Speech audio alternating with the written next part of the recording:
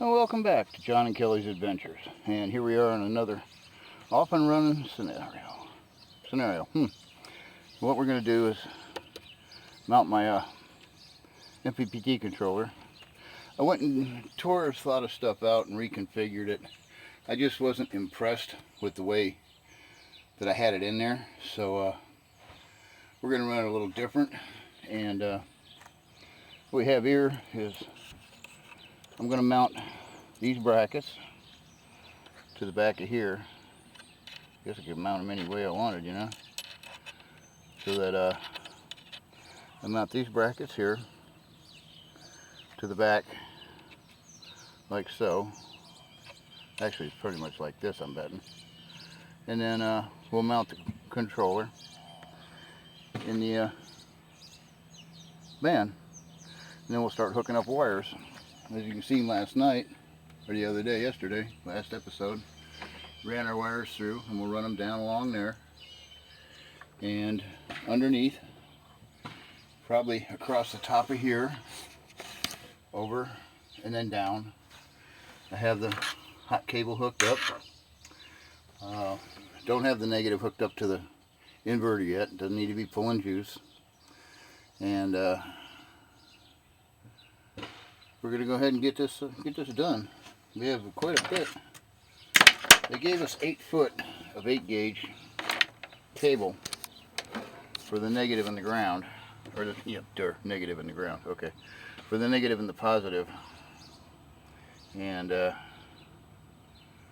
we'll be running that to the battery, from the negative into the controller, from the positive into the controller. And then we'll run the wires for the solar panels into the controller. Well, hook up that negative first, because you want everything hooked up, the battery and all hooked up, and then before you attach the solar panels.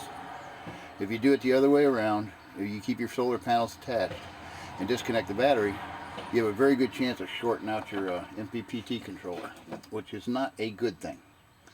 So we're going to go ahead and get on it.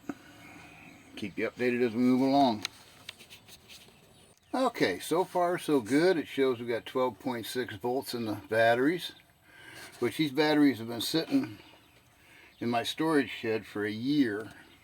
These are 100 amp hour lead acid batteries, sealed lead acid batteries.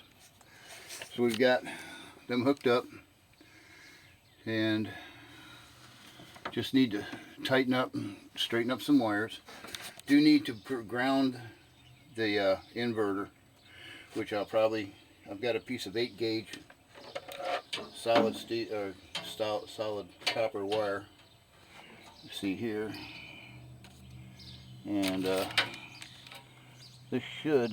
Oops, sorry, I made you dizzy. This should make a very good ground. So what I'll do is I'll cut it to length and add another eyelet on the other end, and ground her out that way. See how it goes. What else I have left to do is hook up the 12 volt system, and then hook up the solar panels to the controller, and we'll see how it goes. Alright, so as you can see, that 12.6. We need to get some charge in it. I guess I could bring a charger out here and throw on it, but hey, sun's coming out for a few minutes. We'll see what happens. Ready. Moved right along here, and this is the system I have. I bought the premium system from Renogy. What I have left to do is install the temperature monitor for the batteries, and box here, the BT1, which is the Bluetooth module. This basically takes the place of the mppt. I hope I have enough wire to go where I want. Actually, I could probably just bring it down here, bring it down along there. I want to kind of get it in this corner, and then bring it down to here, and go across over to it. But this cable here, the negative, it might be a bit short, but we shall see. But that is all. Sorry about that. That is all that's left to do. The inverter works, power's on. I don't want to do it until I start getting the system charged. We're still at 12. We're fluctuating right between 12.5 and 12.6. So I turned the max fan on to see if it's working. So the only thing left to do is hook up the solar panels and get her going. So when I get her done, we'll take another picture and fire up the inverter, plug in the little refrigerator, and see how it does. The last and final phase is hooking up the, well, not last and final phase, but as far as hooking up the inverter or the controller, is hooking up the positive side. So everything is hooked up, ready to go, and this plugs on in. No, that's my screwdriver. There it is.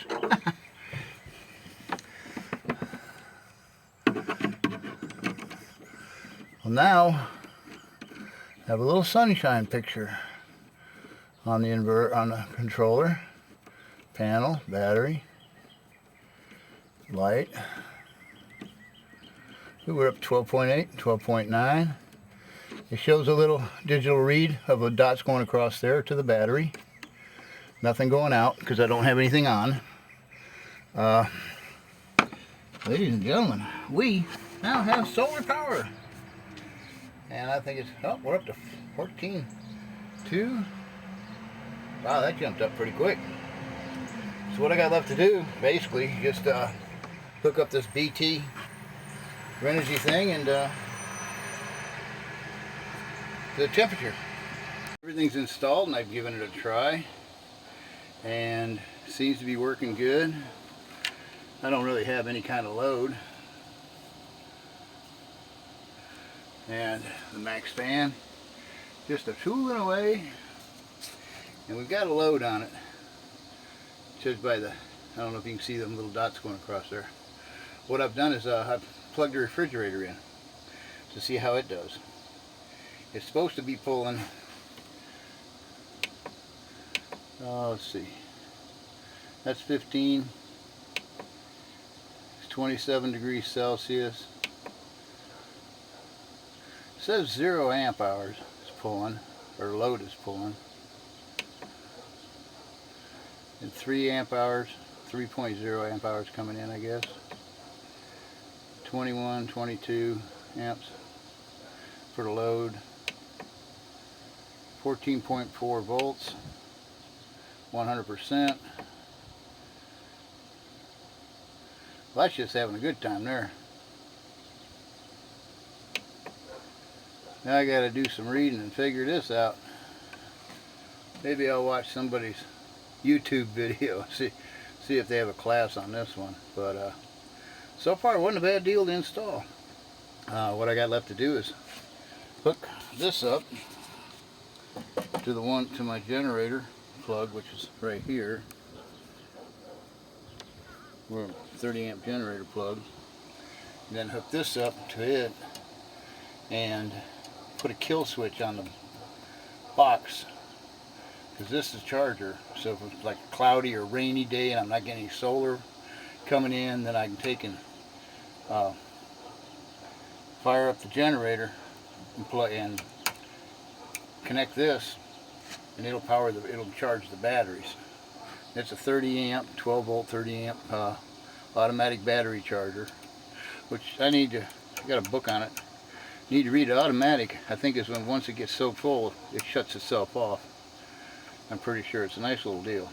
So, and the inverter's running. I don't know if you'll be able to see that the light is on it. You got the plug plugged in for the heavy duty cord for the refrigerator.